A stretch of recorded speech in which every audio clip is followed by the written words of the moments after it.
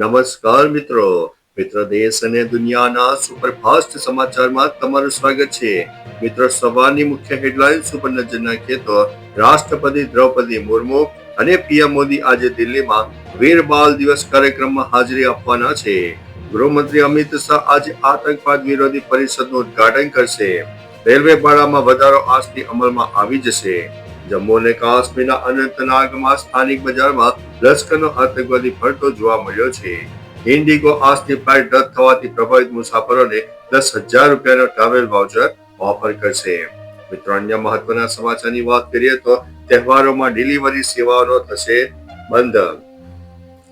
દેશમાં સ્વિગી, ઝોમેટો અને એમેઝોન જેવા પ્લેટફોર્મના ગીગ વર્કર્સે 25 અને 31 ડિસેમ્બરે હડતાલનું એલાન કર્યું છે. ઘટતી આવક, લાંબા કલાકો અને સુરક્ષાના અભાવે લાખો ડિલિવરી પાર્ટનર આ આંદોલનમાં જોડાઈ શકે છે. તેઓની મુખ્ય માંગણીઓમાં પારદર્શક પેમેન્ટ, 10 મિનિટ ડિલિવરી સેવાનો અંત અને સોશિયલ સિક્યુરિટીનો સમાવેશ થાય છે.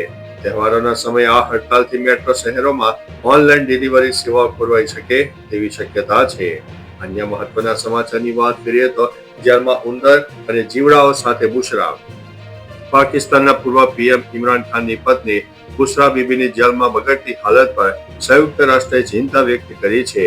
અદિયાલા જેલમાં તેમને ઉંદર અને જીવડાથી ભરેલી અંધારી કોઠરીમાં રાખવામાં આવ્યા હોવાનો અહેવાલ છે. તેમને દૂષિત પાણી અને અત્યંત તીખું ભોજન આપવામાં આવે છે, જેના કારણે તેમનું વજન 15 કિલો ઘટી ગયું છે. યુએન મુજબ ગંભીર ચેપ અને બીમારીઓ છતાં તેમને યોગ્ય સારવાર મળતી નથી. અન્ય મહત્વના સમાચારની વાત કરીએ તો ક્યાંક તમે તો નથી ખાતા ને આ નકલી પાન અને માવા.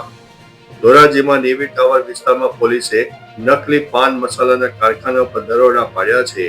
આરોપીએ પ્રખ્યાત બ્રાન્ડના પાઉચ હીટ ગનથી ખોલીને તેમાં મેન્થોલ મિક્સ કરીને હલકી ગુણવત્તાની તમાકુ ભરીને ફરીથી પેક કરીને બજારમાં વેચતા હતા. પોલીસે 230 નકલી પેકેટ, તમાકુ પેકિંગ મશીન, હીટ ગન અને પેકિંગ રોલ જપ્ત કર્યા છે. આ ઘટનાથી બ્રાન્ડેડ પાન મસાલાના ગ્રાહકોમાં હવે ચિંતા વધી ગઈ છે. અન્ય મહત્વના સમાચારની વાત કરીએ તો શંખેશ્વરમાં લૂંટેરી દુલ્હનના 2 કિસ્સા સામે આવ્યા છે. શંખેશ્વરમાં 2 અલગ-અલગ કેસમાં લૂંટેરી દુલ્હનની છેતરપિંડી સામે આવી છે. બંને બનાવમાં દુલ્હન અને વચેટિયાઓએ 1.5 લાખ રૂપિયા મળીને કુલ 3 લાખની ઠગાઈ કરી હતી. દલાલોએ પીડિત યુવકોને ઇમોશનલ બ્લેકમેલ તથા ધમકીઓ આપી હતી, જેના કારણે વિલંબ થયો, પરંતુ અંતે બંને યુવકોએ પોલીસમાં ફરિયાદ નોંધાવી છે. હાલ પોલીસે કેસ દાખલ કરીને આરોપીઓની શોધખોળ હાથ ધરી છે. અન્ય મહત્વના સમાચારની વાત કરીએ તો બાલાસિનોરમાં કમળાનો કહેર. મહીસાગર જિલ્લાના બાલાસિનોરમાં કમળાના કેસો ચિંતાજનક રીતે વધીને 378 પહોંચતા વહીવટી તંત્ર સતર્ક બન્યું છે. જિલ્લા કલેક્ટરે બાલાસિનોર રેફરલ હોસ્પિટલ તથા સામુદાયિક આરોગ્ય કેન્દ્રની અચાનક મુલાકાત લઈને પરિસ્થિતિનો તાગ મેળવ્યો. તેમણે કમળા વોર્ડમાં દર્દીઓ સાથે સીધો સંવાદ કરીને સારવાર કરી, સુવિધાઓ અને દવાઓની ઉપલબ્ધતા અંગે માહિતી મેળવી.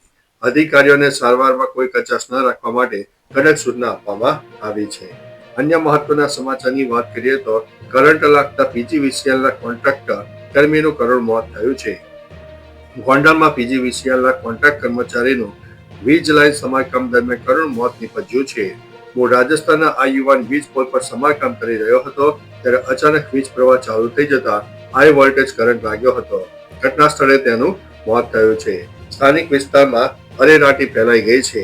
સમારકામ ચાલુ હોવા છતાં વીજ પ્રવાહ કેમ શરૂ થયો તેને લઈને તંત્રની બેદરકારીની આશંકા વ્યક્ત કરાઈ છે. અન્ય મહત્વના સમાચારની વાત કરીએ તો બાંગ્લાદેશમાં વધુ એક હિન્દુ યુવકની હત્યા થઈ છે. બાંગ્લાદેશમાં વધુ એક હિન્દુ યુવકની હત્યા થઈ હોય તેવી ઘટના પ્રકાશમાં આવી છે. સામે આવેલી માહિતી અનુસાર ભીડે ફરી એકવાર હિન્દુ યુગલને મારીને હત્યા કરી દીધી. જોકે પોલીસનું કહેવું છે કે આ હુમલો ખંડણી સાથે સંબંધિત છે. પોલીસના જણાવ્યા અનુસાર મૃતકની ઓળખ 29 વર્ષીય અમૃત મંડલ ઉર્ફે સમ્રાટ તરીકે થઈ છે. આ કેસમાં પોલીસે અમૃતના સાથી મોહમ્મદ સલીમની ધરપકડ કરી છે અને તેની પાસેથી 2 હથિયારો પણ કબજે કર્યા છે. અન્ય મહત્વના સમાચારની વાત કરીએ તો ગિરનાર પર્વત પર પ્રવાસીઓનું ઘોડાપુર ઉમટી પડ્યું છે. જૂનાગઢના ગિરનાર પર્વત પર નાતાલ વેકેશન અને ગુલાબી ઠંડીના કારણે દેશ વિદેશના પ્રવાસીઓનું ઘોડાપુર ઉમટી પડ્યું છે. વહેલી સવારથી તળેટીની અંબાજી શિખર સુધી જય ગિરનારીના જય ઘોષ સાથે આધ્યાત્મિક વાતાવરણ ગુંજી ઉઠ્યું. ગુજરાત ઉપરાંત મહારાષ્ટ્ર, રાજસ્થાન સહિત દેશના અનેક રાજ્યોમાં પ્રવાસીઓ આ અલૌકિક અનુભવ માટે આવી પહોંચ્યા છે. આ સંગમે જૂનાગઢ પ્રવાસન કેન્દ્ર બની ગયું છે. અન્ય મહત્વના સમાચારની વાત કરીએ તો સૌરાષ્ટ્ર યુનિવર્સિટીનો પદવીદાન સમારોહ. રાજ્યપાલ આચાર્ય દેવવ્રતજીની અધ્યક્ષતા અને શિક્ષણ મંત્રી ડોક્ટર પ્રદ્યુમન વાજાની ઉપસ્થિતિમાં રાજકોટમાં સૌરાષ્ટ્ર યુનિવર્સિટીનો 60મો પદવીદાન સમારોહ યોજાઈ ગયો. કાનજી બુટ્ટા બારોટ રંગમંચ ખાતે સ્વદેશી અપનાવો, સ્વદેશી બિરદાવો થીમ સાથે યોજાયેલ પદવીદાન સમારોહમાં રાજ્યપાલ આચાર્ય દેવવ્રતે જણાવ્યું કે વિદ્યાર્થીઓ અને ગુરુજનોએ પોતાનું ઉત્તરદાયિત્વ નિભાવવા માટે આ સફળતા મેળવી છે. અન્ય મહત્વના સમાચારની વાત કરીએ તો ભારતે કમાલ કરી નાખી. ભારતે બંગાળની ખાડીમાં પરમાણુ સંચાલિત સબમરીન INS અરીઘાટ પરથી 3500 કિલોમીટર રેન્જની K4 બેલિસ્ટિક મિસાઇલનું સફળતાપૂર્વક પરીક્ષણ કર્યું છે. આ પરીક્ષણ વિશાખાપટ્ટનમના દરિયાકાંઠે કરવામાં આવ્યું છે.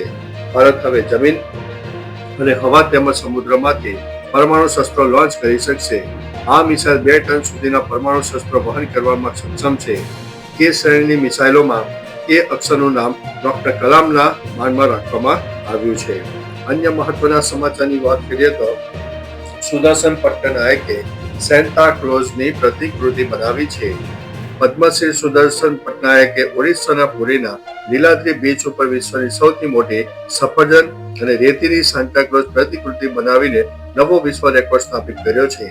આ ભવ્ય પ્રતિકૃતિમાં 1.5 ટન સફરજનનો ઉપયોગ કરાયો છે. પ્રતિકૃતિ 60 ફૂટ લાંબી, 22 ફૂટ ઊંચી અને 45 ફૂટ પહોળી છે. તેમાં સાન્ટાના ગ્લોબ પકડેલા છે, જે વૈશ્વિક શાંતિનો સંદેશ આપે છે. તો ચાલો મિત્રો, ફરીથી દેશ અને દુનિયાના સુપરફાસ્ટ સમાચાર લઈને મળતા રહીશું. ત્યાં સુધી અમને રજા આપશો. નમસ્તે.